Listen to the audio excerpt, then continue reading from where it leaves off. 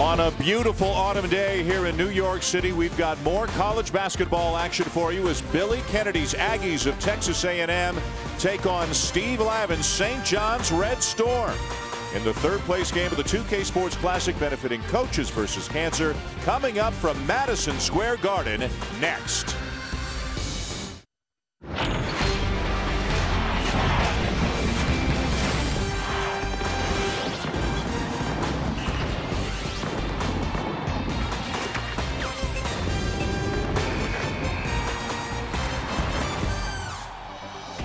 Welcome to Midtown Manhattan and welcome to the 2K Sports Classic benefiting Coaches versus Cancer, game 1 of 2. This is our third place game between St. John's and Texas A&M. The Johnnies losing last night to Arizona by 9. Texas A&M losing last night also by 9 to Mississippi State. We'll have the Bulldogs and the Wildcats in the championship game coming up a couple of hours from now right here on ESPN2. And welcome to New York City, everybody. Dan Shulman and Coach Bob Knight with you. Coach, these are the kind of tournaments you were telling me earlier, hey, in August they sound like great ideas. You're going to get great competition early. The problem is somebody's going to walk out of here with 2 losses in 2 days. And that is a really tough thing to deal with. It's a tough thing on the way back home. It's a tough thing when you get practice started. You've been really excited about it. And where is there a greater place to play than Madison Square Garden? So you're excited. It happened to us one time when we came here and lost both games. But fortunately for us, we won a lot of championships in here too. But the one that I remember the most is the time we lost both games. And boy, it was a long ride back. And then it's a very difficult time getting your kids squared around after they've been beaten like that. All the coaches say that losing hurts more than winning feels good. So they'll be trying to avoid that second loss in as many days here today. Time now for our one-on-one segment as we focus in on a specific aspect of today's game. And for St. John's, Mo Harkless, one of the very talented young players they've got in the program right now. He can do a lot of different things, very athletic. Elston Turner, the transfer from Washington, had 13 points last night, hit some threes, and A&M will be looking to hit some threes because St. John's will likely play zone for the entire 40 minutes of this game. A look at the starting lineups right now with Nuruddin Lindsay. He's going to have the ball in his hands a lot. He can really make them go. Phil Green in the backcourt, D'Angelo Harrison, and then the big guys, Chua up front. The Texas A&M starting lineup presented by 2K Sports. They've got a little more experience than St. John's does with a couple of seniors starting in Dash Harris and David LeBeau, who spent the first 11 years of his life right here in New York City. And now, let's play ball. Texas A&M is the home team. They are in white, although this is one of the home courts for St. John's. But A&M is the home team, and the Aggies will get the first possession of the game. And there's your zone. Now it's like a little bit like a 1-3-1 setup to start with. But I think they'll be mostly dropping back into 2-3. They played it all 40 minutes against Arizona last night, even though the Wildcats hit 14 threes. St. John's with only 7 scholarship players. So they want to stay out of foul trouble, conserve a little energy if they can, and they'll play a lot of zone. And the 3 will go down for Elston Turner, the guy we just talked about, as A&M is off to a good start. They'll drop back a little bit. A&M will not quite come out to the beyond the 3-point circle, and I think there'll have to be some shots made by the Johnnies too from the 3-point line. They haven't been real good at. There's good movement by the ball there, and they got it to the open man, and it was a quick shot. Now you got a little press here. Phil Green at the top of it. Didn't double up on anything. Key thing here, good reversal of the ball right there. It is key. Pass fake on top is really important, but we haven't seen that yet. The Aggies with a 3 and then a turnover in their first 2 possessions. St. John's not a very big team. The biggest guy they've got is God's gift, Achua, with the ball right now. 6'8", 235. And he turns it over. He just put it on the floor for no purpose there, Dan. He got it, dropped it, and it's taken away from him. You're going to put the ball on the floor inside. You've got to get to the bucket with it. Elston Turner to Ray Turner. No relation between the two for the slam. And the Aggies off to a strong start today.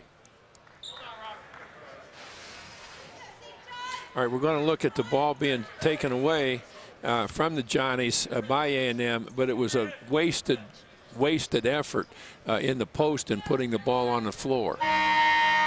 Like I said, when that ball is put on the floor in the post, it's got to take you to the bucket. And we have an injured player, Dash Harris, a 6'1" senior out of Los Angeles, the starting point guard for A&M, is being helped off the court right now. From our vantage point, we are unable to see, obviously, what the issue is. We will try to get some more information about Harris, and a lot of discomfort as he is helped to a seat on the corner of the bench, and it looks like maybe they are tending to a cut near his left eye.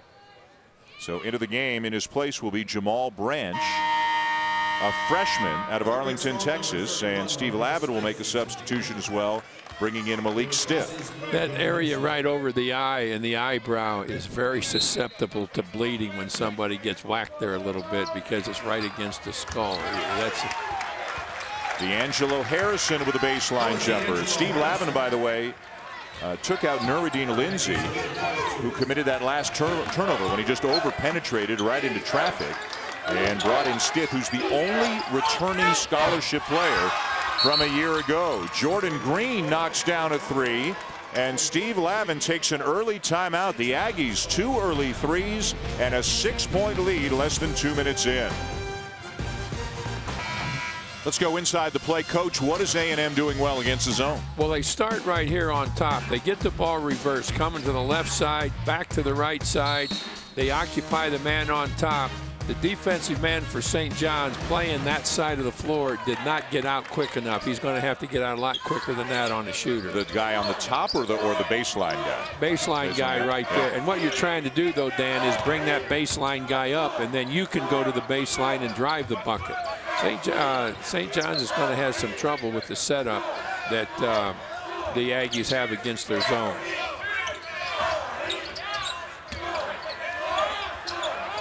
Pointer, the extra pass. Harrison from the wing misses the three.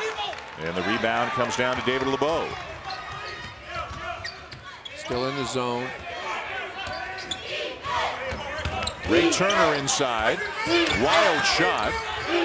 LeBeau follows it up with the offensive rebound and has it taken away, but a foul is called on D'Angelo Harrison. There's Billy Kennedy, first-year head coach at Texas A&M, as most college basketball fans are aware of. Diagnosed several weeks ago with early stages of Parkinson's disease. Stepped away from the team for a few weeks. Now has begun treatment. Says he's feeling a little bit better every day. Returned to the team just recently and is hopeful that he is going to be able to continue to get stronger and stay with them on a daily basis throughout the season. Boy, that's where that last shot that the Aggies got, Dan, is where I was talking about bringing that bottom man up and freeing the baseline. They just missed the shot, but it was a wide open 15-foot shot. They've got good setup against the St. John's defense. Lindsay back into the game for St. John's. He's got a bandage on his forehead right now. He may have been cut as well, but he has come back in quickly. Lindsay fouled out last night against Arizona, had 18 points in the game, and when he fouled out, it really changed the game. The Wildcats went on a 23-6 run to end the game and win it by 9. Lindsay again, and a foul is called on Texas A&M, and St. John's a little bit fortunate right there. They had a really good drive, the Johnnies did, but I'm not so sure there's a foul here, actually. They did a good job of doubling up on him, and that's a little bit shaky on the foul. And Lindsay will go to the line. If you're seeing St. John's play for the first time, again, some very young, very talented players. Lindsay is a sophomore, spent a year at a junior college in Oklahoma. And Steve Lavin bringing in a lot of talented young players. 3 of them did not qualify. That's why they've only got 7 scholarship players right now. And Coach Lavin is a glass half full kind of guy, and he's willing to put up with some youthful mistakes early in the season in the hopes of them maturing and improving over the course of the season. I was never real big on youthful mistakes. Branch a little out of control. Boy, we're seeing some low percentage looks. There's a high percentage look in the follow by LeBeau. Now, one thing down here, Dan, the Aggies have not had to go out very far on the defensive end. St. John's, for the first 4 games is 13 for 50 from the three-point line, as you know. So they're able to drop their defense back a little bit. It's going to really be hard for St. John's to penetrate without defensive help shutting the penetration off because of that lack of the three-point threat. And I think that's what A&M's defense is geared to play against right now. Lindsey knocks down the first. The foul on LeBeau, his second, so he'll go to the bench for Texas A&M. Steve Lavin's team had a good year last year, made the tournament, beat 6 ranked teams, but they lost everybody on their team except for Malik Stiff. How often do you see a team having to replace 96% of its scoring? That's the situation right now for St. John's, but he has some talented offensive players, most notably Lindsey, number 10, who has been the guy penetrating, drawing the fouls, and getting to the line. The press so far is a kind of a pain in the neck press for A&M, but they haven't done anything with double teaming or so forth. They've just slowed them down a little bit, and actually that kind of works to A&M's advantage. Jordan Green, the freshman, starting for the injured Chris Middleton, who had knee surgery last week. There's a block by Achua. Maybe it was Harkless down there, and it's St. John's coming back in a hurry. Harkless for 3. And A&M now looking to run. They're able to push the ball when given the opportunity. Turner's hit 1 3. Not this time. But boy, the bigger Aggies are getting some work done on the offensive glass, coach. Turner splits the double team, finds the open man in the corner, Green. Another offensive rebound, this time Ray Turner. Branch for 3, and another offensive rebound. See, this is where I think you want to move the ball a little bit. Let's get it inside. Let's start getting to the free throw line with our advantage with size inside. Well, that's the 4th one in a row they've thrown up, but that one went in. Elston Turner with his second 3 of the game, and all those offensive rebounds finally pay off for the Aggies. Harrison, and he'll draw a foul. Timeout on the floor, an early lead for the Aggies over St. John's here in the Garden. K-Sports Classic benefiting Coaches vs. Cancer is brought to you by 2K Sports, creators of the best-selling and top-rated NBA 2K12 video game. In stores now, rated E for everyone. Start for the Aggies here with the Garden, leading St. John's 13-5 in the 3rd place game of the 2K Sports Classic benefiting Coaches vs. Cancer. Coach, they've made 3 threes. They've got 5 offensive rebounds. They're off to a good start. More great basketball comes your way from Maui. The EA Sports Maui Invitational begins Monday, and look at this field, including Duke, Kansas, Michigan, Memphis, Georgetown, some terrific teams as that tournament begins next week. At the line, D'Angelo Harrison, a freshman from Missouri City, Texas, averaging better than 14 points a game. The Johnnies have 4 players averaging between 14 and 17 points per game on the young season.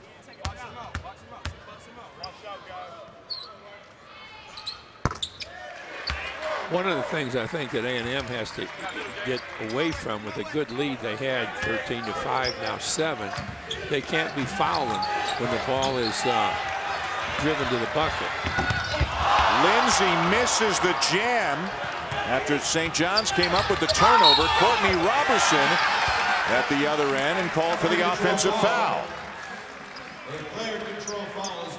That was just a poor effort on A&M's part at the other end, and that should have been a little drop-off pass right there. They had a 2-on-1 situation. He took the ball in, and the St. John's defense reacted very well in drawing the charge. And Lindsey, after missing the dunk, is going to sit down. Remember, these guys are playing their 2nd game in as many days, and they only have 7 players. So you wonder if fatigue is or will become a factor at any point. Yeah, when you're 19 years old, you ought to be able to play 2 games in a row. Stiff off to Green on the wing, in and out on the 3. Rebound Aggies. And again, they will look to run when they have the chance, but Ray Turner called for the travel. I got it before he did. I called that one before Turner did. We got to get you a whistle. He made a good call. No, you don't want to turn me loose with a whistle.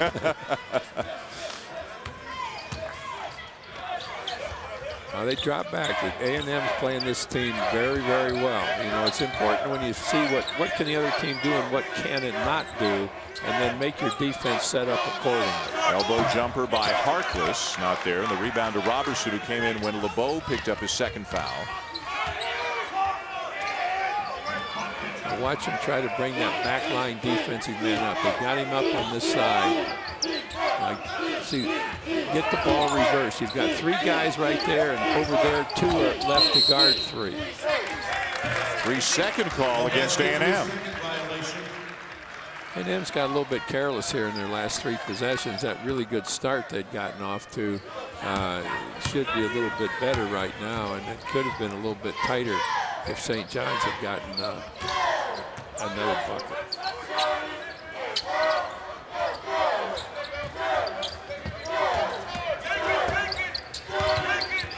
Stiff cut off on the baseline. Still plenty of time. 12 on the shot clock. Harrison resets. Running the show right now for the Johnnies, and an offensive foul. A moving screen, the call on Mo Harkless.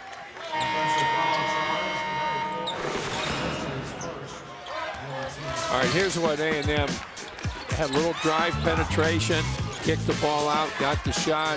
They've had some really good rebounding inside, but they've also been a little bit careless inside. That was a jump shot for a 3 that they hit after 3 previous misses right in the same possession. Now they brought the defense way up there now. Branch baseline. Turner very quiet yesterday against Mississippi State, scored only 2 points after averaging 20 in his first 2 games. Najee Hibbert in, number 2. Nice look inside to Roberson, who follows up his own miss. Courtney Robertson making it an 8-point lead. Now A&M did a really good job right there in shutting off the movement to the bucket, but then the Johnnies got an excellent follow through. That was Harkless trailing the play, getting the deficit back down to 6. Elston Turner misses the 3. Held ball situation, it'll be St. John's ball. There were just 2 passes made there and 3 taken under pressure, and that's what A&M wants to get away from. When you get the ball down in the corner against the zone like that, Dan, the whole zone has moved toward the corner. All 5 defensive players were on that half of the floor.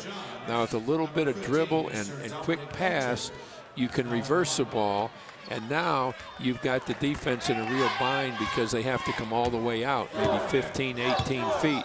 And once you've reversed it, you've put it in a much better position against the zone. Billy Kennedy going deeper into his bench. Keith Davis, a sophomore from Dallas, number 4. Playing some pretty good defense right there. And also Daniel Alexander, a freshman out of Austin, Texas. Billy Kennedy has used 5 different players, coach, at the 2 power spots, at the power forward and center positions already. I think they need to get a little bit of movement up and down with their offensive post players against the zone. Move a guy up into the lane in the middle, and then let him slip out of there and replace him. We used to call it cut and replace. Cut in the middle against the zone, and then be replaced by the second guy. Hibbert kicks to the open man. Turner can't get the shot off. I said, get it out. You want to get it out of the corner. That was a bad pass by Turner, keeping it in the corner like that. Hibbert the miss, loose ball, and the Johnnies come out of it. Here's Lindsey, full head of steam. Harrison, tough shot from the baseline, but he is fouled. And Billy Kennedy not very happy with that call. A timeout on the floor. The Red Storm to the line when we come back. Monday, the most recent blood test came back and cancer-free, and so that's a real positive. And now I'll go back in 3 or 4 months, and after that it'll be every 6 months where you go in for regular checkups. But we should have a cancer-free future, which is important. And Steve Lavin, as we are back here with the 2K Sports Classic benefiting Coaches versus Cancer, a cause that Steve Lavin has given a lot of time and money to. He is now fighting prostate cancer, had the surgery about a month ago. His dad had prostate cancer, survived it, had prostate cancer as well. He lost his grandmother to cancer. He knew September 2010 he had been diagnosed, had the surgery just October of this year, 2011. Missed a few weeks, missed a couple of games, is now back and is feeling good. Says his energy and stamina are getting better day by day. So we have both coaches here battling serious health issues, and our best to both Steve Lavin and Billy Kennedy. D'Angelo Harrison at the line now for St. John's. It is an early 6-point lead for Texas A&M. This is the third-place game. Mississippi State and Arizona still to come in the championship game later tonight. There is a chance that St. John's could add to their team. The 3 players who were non-qualifiers still could join the team second semester. 2 of them have reopened their recruiting, but one of them, it sounds like Amir Garrett, a wing player, still seems intent on trying to become eligible for second semester, which would give them another body. Dash Harris back into the game with a bandage above that left eye of his, but otherwise looks all right. The starting point guard with the ball right now for the Aggies.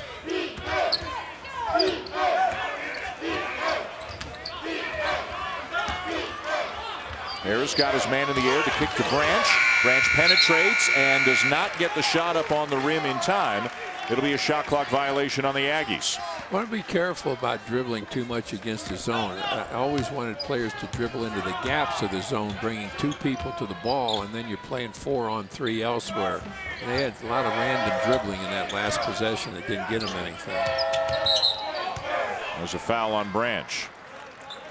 You know, one of the things that I always used to do in practice, Dan, was call fouls. And I would say, why? What did that foul get us there? Except get them one closer to the 1-and-1. That's all we were able to do. I think it's really, it seems like a simple thing, but it's important that kids don't commit fouls that just are a result of absolute carelessness. And right now 16 fouls already committed by A&M, so we're not even halfway through the first half, and the next one will put St. John's on the line for 1-and-1. Lindsey, the handoff to Harkless, who elevates, and in and out, but the follow is good for Lindsey. And what you said about getting to the 1-and-1 is so important. They're at the 1-and-1 with 10 minutes left. St. John's just didn't pay any attention to what was behind them right there. And Keith Davis with the slam, the assist to Jamal Branch. St. John's 3-1 on the season. A&M 2-1 on the season, both of them losing yesterday and winding up here in the 3rd-place game of the Garden. Crossover by Sir Dominic Pointer, and he turns it over. All right, here's St. John's going very carelessly down the floor. They've got 3 reds down there, paid no attention to the white, and ends up with the bucket. Pointer out, and Achua back into the game now for the Red Storm again. They only go 7 deep. 2-point guard look. Branch and Harris in there together right now for the Aggies. Good deep position by Ray Turner when the jump hook is good.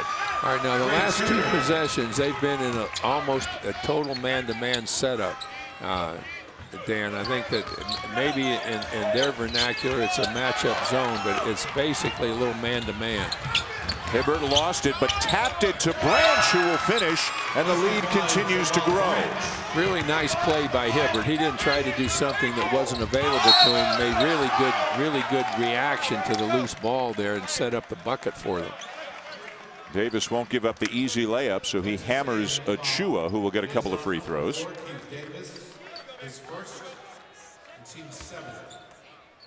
At the line for the Red Storm. If you weren't with us yesterday and aren't familiar with this young man, God's Gift Achua. Both of his parents are ministers, and his siblings have names like Grace, Peace, God's Will.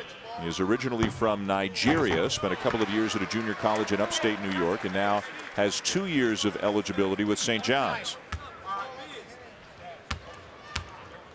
I think if I'd have been him, I'd have rather been named Jim or Tom or John or something. Well, they call him Gift. They have shortened it just to Gift. And Sir Dominic Pointer, they call him Dom.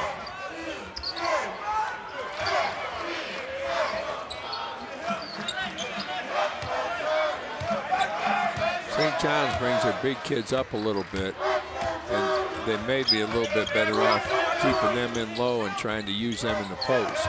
Kachua is trying to do here. Did a great job of coming back. Hibbert did a great job of coming back and taking away any movement that he had inside. Lindsay for three. And we've got a foul going against the Red Storm as it starts to get a little chippy underneath the basket. It'll be the second on D'Angelo Harrison. Had one or two people in the crowd behind us were trying to help the official a little bit there. Had a little bit disagreement with the official. Yeah, A&M may be the home team, but it's a St. John's crowd here with the Garden.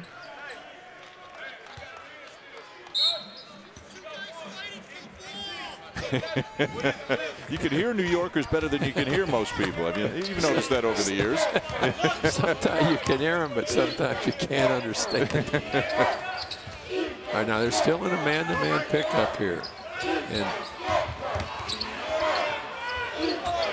Hibbert passed up the shot. Harris, more of a creator and slasher than he is a shooter.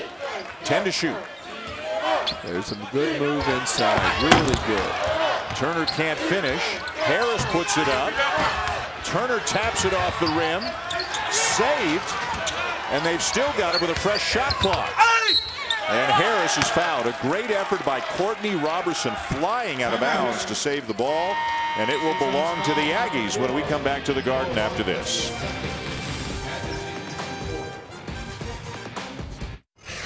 Adnan Virk back in Bristol. Charlton Classic semi. Tulsa and Northwestern on ESPNU. Drew Crawford with the three. Made it 51-45 for Northwestern. It's a tight game right now. Back to Dan Shulman and Bobby Knight.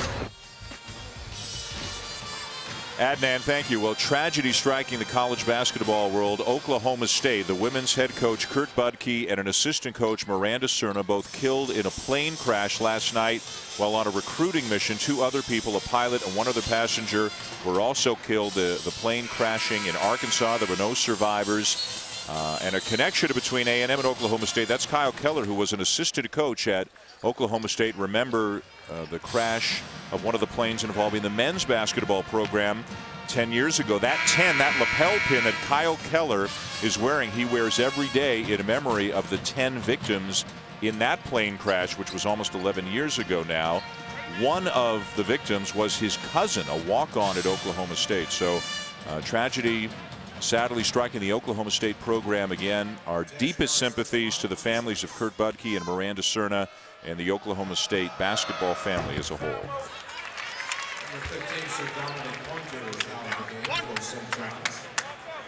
Dan Shulman and Bob Knight with you here at Madison Square Garden, the third place game of the 2K Sports Classic, benefiting coaches versus cancer. Dash Harris knocks down a couple of free throws, and the lead grows for the Aggies.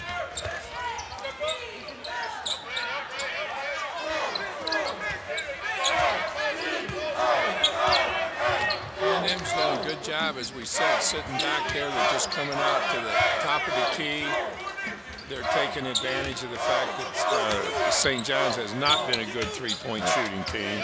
It's a real advantage when you go into a game knowing that it's a real weakness. Here's Stith trying to change their opinion of their three-point shooting, and maybe that'll open things up a little bit on the inside for the Johnnies. Elston Turner has it rejected. That was still that same carelessness on defense that St. John's has had. Stith looking for somebody, the smallest guy in the court, in the middle of the paint, looking for somebody to pass to, and eventually it winds up with Phil Green laying it in. A little spark here for the Red Storm to get back within 6. Now they're back into their straight zone setup. The pull-up by Hibbert is good. Najee Hibbert, a junior out of Baltimore. Boy, Lindsay initiating the contact there, really lowered his shoulder, almost turned the ball over.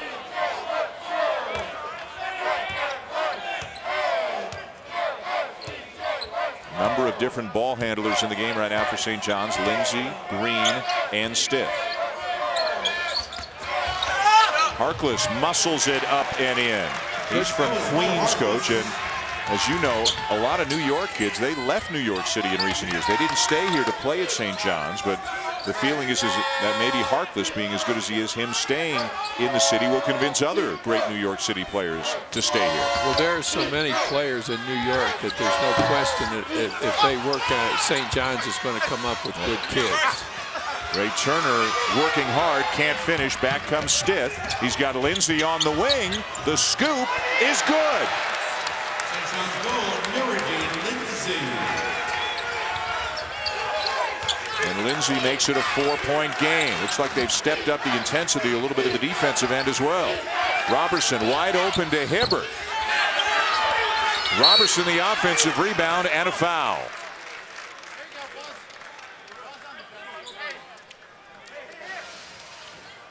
All right, here we're going to really get a good look at the ball being tipped out. Real good reaction. Nice pass. Didn't take the ball into trouble. Got rid of it. Good bucket. Now this is 6 straight points they've gotten, and A&M has kind of lost its energy on defense here. A&M ball. That last foul was on Stith, his second. He goes to the bench for the Red Storm. Pointer staying with Branch, and Branch turns it over. Pointer at 6'5", up at the top of that zone, long arms. He can be a real pest up there. Now this is where I'd want to get Harkless inside, get the big kids inside, because they don't Turner doesn't have to come out with Harkless. Get him in there in the post where you can dump it into him and maybe draw a foul on a play like he could get right here. Here he is with a 15-footer, soft touch, 2-point game. Real nice fake. He got the ball inside, faced up, a little fake, and Turner backed off of him, and he hit it. That's keep him in there. Don't bring him out. Same thing with Green in there. Another offensive rebound and the putback for Ray Turner. That is the 11th offensive rebound of the game for Texas A&M. Well, you know, a zone-oriented team, Dan, is always susceptible to the blockout. I even used to ask one of the all-time great coaches, Claire B., who did a lot of work with zones, put together the 1-3-1. I said, Coach, what do you do on the blockout? And I never thought that his answer was totally sufficient in the blockout against the zone, playing with the zone defense. What did he say? Well, he'd say you form a triangle, and I'd say, well, Coach, you can slip the triangle. I never did argue with Coach B very much. He was a little bit beyond me, but even he couldn't really explain how to play with the blockout against the zone, and he's probably the best zone man, maybe the best basketball coach ever. Good ball movement on that possession by the Aggies, and it results in a left-handed layup for Jamal Branch. But that was bringing a guy off the baseline where they had a drive on the baseline. Really good drive. They brought the defense up. That's what you do with the 2-3 zone. You bring those 2 wingmen on the baseline, bring them up, and then you can attack the baseline. Harkless out on the perimeter for St. John's. The 3 from the wing is good for Green. That was a big bucket for the Johnnies right there. Second 3 in 7 attempts made by St. John's. They come into the game today shooting 26%, 13 for 50 from 3-point range on the season. Davis kicks it back out. Pass fake, cross-court pass, good look for Branch. You got to like that possession. They got it. The Johnny's defense did not move well against the rotation from side to side, and that gave A&M the wide open shot. I thought they were going to take a quick shot from that other side, but they didn't.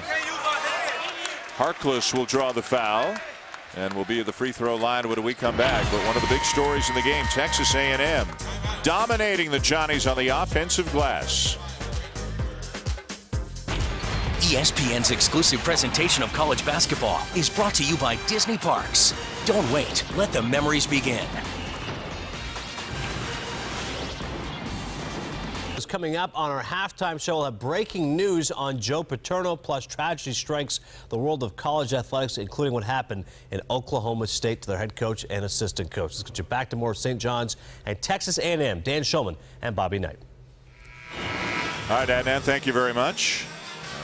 More on those stories coming up at halftime. We are 2 minutes and 44 seconds away. A&M with a 6-point lead on St. John's. We'll have Mississippi State and Arizona in the championship game of the 2K Sports Classic, benefiting Coaches versus Cancer About 20 minutes after the conclusion of this game, Dick Vitale will join me for that one. Mississippi State beating A&M by 9 yesterday, and Arizona beating St. John's by 9. You know, Harkless is a quick kid. He's shown us that he made that little turnaround shot with the jump shot that you commented on a moment ago. Harkless would be a really good player to play on a foul line, moving back and forth, hitting, face, and drive. He's quicker than the A&M defensive players are, the big kids. He's really a guy, Coach, who's kind of a natural 3, a small forward, but with St. John's, because of the players who are ineligible, a couple of them are big guys, he's having to play power forward and sometimes even center on this team. Well, putting him on the foul line with his quickness would be a really good move. Now we're going to get some pressure here. They're set up in man-to-man now, and they've got A&M's got to get a little bit more movement. They're not playing against the zone now. They still have a zone set up, but they're not playing against it. St. John's comes up with a turnover. Foul before the shot. The 5-hour Energy Puerto Rico tip-off continues with the semifinals, Temple and Purdue. Purdue has already advanced earlier today by beating Temple. They'll play the winner of Alabama and Wichita State. Matt Painter's really got them going. Some great years with the Boilermakers, but when you think Purdue, you still think about Gene Cady, who is here. He is a special assistant to Steve Lavin, the head coach at St. John's. And I know, Coach, boy, Indiana, Purdue, back in the day, that was as good a rivalry as there was in college basketball. Gene did a really good job with his team. His teams played hard. They were smart, tough kids. The games were always interesting. It was good basketball, and I think that Gene's effort with his team was really as good as any team could ask for. He really worked hard with those kids, and consequently they were very, very tough team to play against. What was your relationship like when you'd shake hands before a game or after a game? We got along well, didn't we? You? Really did. We got along pretty well, yeah. and for in such a big rivalry situation as that. A 4-point lead for A&M the last couple of minutes here in the first half of the Garden in New York.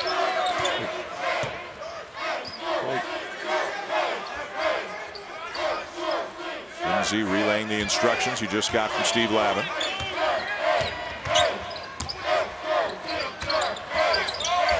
Stiff can't penetrate. Shot clock is at 6. Lindsay will launch a 3. And hustling in for the rebound, somehow getting there, is Phil Green to lay it in and make it a 2-point game. There were 4 kids there, 3 with white shirts and 1 with a red shirt, and Green was the only guy that really hustled, and he came up with it beaten the 3 white shirts in there. And now St. John's with a chance to tie or take the lead in the last minute of the second half.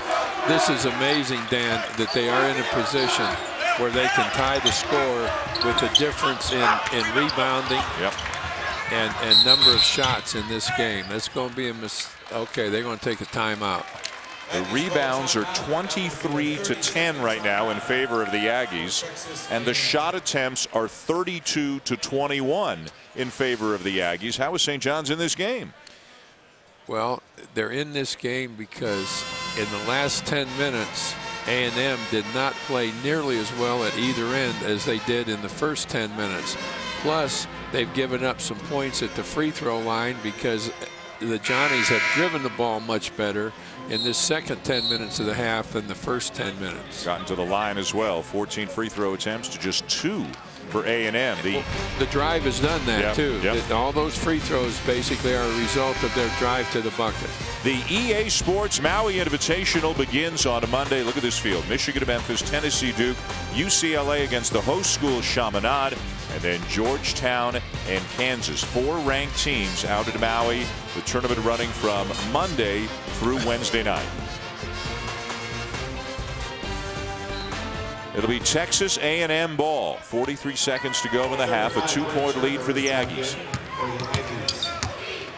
The Aggies picked by Big 12 coaches in a tie with Kansas. They received an equal number of votes to win the Big 12 conference this year. This is a team that is highly thought of. on the glass again and again unable to convert. They've had an awful lot of attempts in the lane, Dan, that they haven't come away with anything, haven't gotten to the free throw line, or haven't gotten the bucket. Number 5, Dash Harris is back in. Dash Harris back in. St. John's can hold for the final shot of the half. Well, if you're St. John's going to the locker room at the half, you've got to feel awfully good about being able to come back with what's going to be very close to a tied score, or will be a tied score, and in view of the rebounding differential and the number of shots differential, it's an amazingly close game. Got to hurry to get a shot off here. Off balance by Lindsay. They don't get a good look at the end of the half. That's the end of the first half. And after 20 minutes, even with the run that St. John's was on to end the half, Texas A&M still clinging to a 32-30 lead here in the third-place game at the Garden in the 2K Sports Classic benefiting Coaches versus Cancer. It was all A&M early, dominating on the glass, converting, hitting some threes early as well, and really scoring rather easily at times early in the first half, but then they stopped converting. St. John's made a run, and it's a 2-point game at the break. Adnan Burke and LaFonso Ellis are coming up with a halftime report.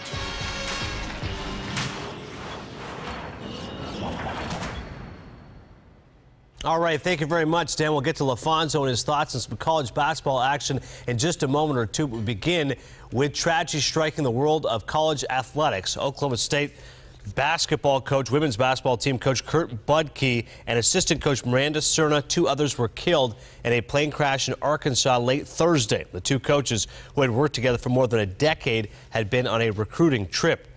Budke began his head coaching career in 1991 at Allen County Community College. He was a 2-time NGCAA Coach of the Year and the youngest coach inducted into that Hall of Fame. He joined Oklahoma State in 2005, a school record 6 wins versus top 25 and first ever top 10 ranking for the Cowgirls last season. Here's Oklahoma State President Burns Hargis. To lose anyone, and especially these 2 individuals who were incredible life forces in our family, it's worse beyond words. He was a great basketball coach, but he was a better husband and a better dad and a better friend. And I think all the people that are in this room and knew Coach Budke are better off for knowing him. Oklahoma State men's basketball coach Travis Ford told ESPN.com's Dana O'Neill, "I just found out, and there are so many unanswered questions. I just saw him. We talked every single day. He came to my shoot-arounds. It just doesn't seem real. It doesn't seem real. It doesn't seem real. Everyone I was calling didn't even know yet. The news just hit. It happened yesterday, but obviously they waited to get to the team. They told him this morning. I was there in the office when it came across the ticker, and I went right to his house. I just left his wife and children. I'm stunned. I'm saddened. I'm pissed. It's crazy. I just can't believe it." Oklahoma State announced that the women's basketball team's next 2 games, which are both at home, have been canceled. Saturday against Grambling State and Sunday against Texas Arlington. The school will play its college football game tonight against Iowa State on ESPN. There will be a moment of silence at 7:45 p.m. Eastern to honor both coaches and the 2 others whose lives were lost in this plane crash. Breaking news now. Former Penn State coach Joe Paterno has a treatable form of lung cancer, according to his son. Scott Paterno says in a statement provided to the Associated Press by a family representative that Paterno is undergoing treatment. His doctors are optimistic he'll make a full recovery. Welcome to the College Basketball Halftime Report. Adnan Burke alongside LaFonso Ellis here with you. Time to talk some college hoops. LaFonso, let's get it going with Tulsa facing Northwestern. You may be watching, in fact, on ESPNU. Second half of action, Northwestern up by 3, and Drew Crawford and the Charleston Classic hitting the 3, Northwestern up by 6. Bill Carmody said before the season he wanted to see him down in the post, but he's showing some deep range on the 3. Later in the second half, Northwestern up by 3 again, and Crawford that deep 3. So they're up right now. It's a tight game, though, up by 2 under a minute to go. Matt Painter and Purdue facing Temple in Puerto Rico. Nice around this time of year right here. Here it's beautiful. Second half, Boilermakers up by 7. Robbie Hummel, ball stolen. Anthony Lee to Ramon Moore. Lay-in plus the foul. Ramon Moore, so smooth, crafty, can get to the basket. He has a beautiful mid-range game as well.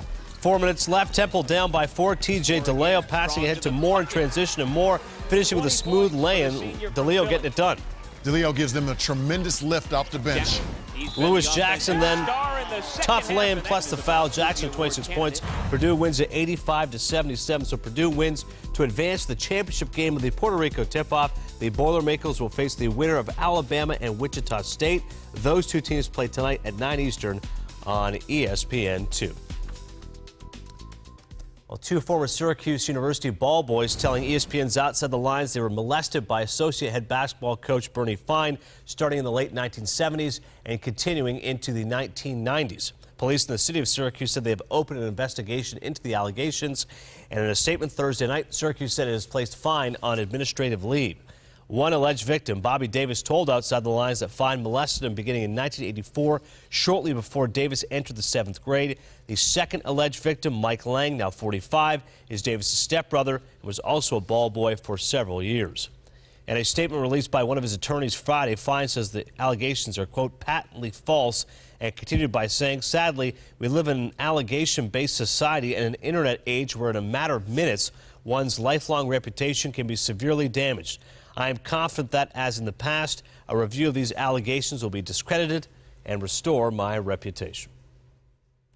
Mike, how many times, and I know this is a tough question, do you think he touched your penis? I can't, probably 15, 20 times.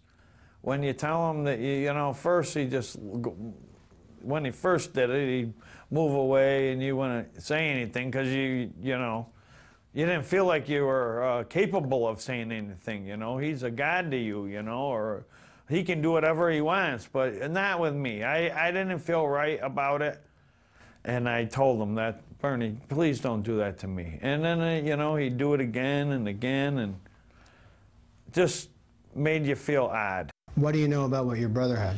Man, you know, Bobby can tell you what he wants to tell you. You know, I mean, I know he had a lot worse, and that just makes me want to cry. When Bobby first came to you about this, Mike, what were you thinking? I kind of knew it, but I didn't know that it happened to Bobby, but I knew that Bernie could be this way. And it just made me sad, and I just ignored it. I said, no, I'm not going to talk about it. This was like 8 years ago. And I said, I don't want to talk about it no more. I don't want to deal with it. I don't, you know. But after I see this come out with Penn State now, what's going on in this world with everybody else?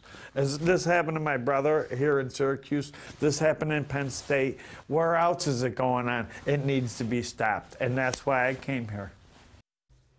Mike Lang speaking to ESPN's Mark Schwartz on Outside the Lines, but allegations against Syracuse University associate basketball coach Bernie Fine. Meantime, we move to Penn State. NCAA President Mark Emmert sent a letter to Penn State President Rod Erickson saying that the governing body for college sports will examine Penn State's exercise of institutional control over its intercollegiate athletics programs in the case of Jerry Sandusky, the former defensive coordinator accused of serial child sex abuse. Well, so far, St. John's and Texas A&M been a good game so far. The Johnnies ending the half on an 18-9 run after trailing by 11. We'll have more coming up. Stay with us.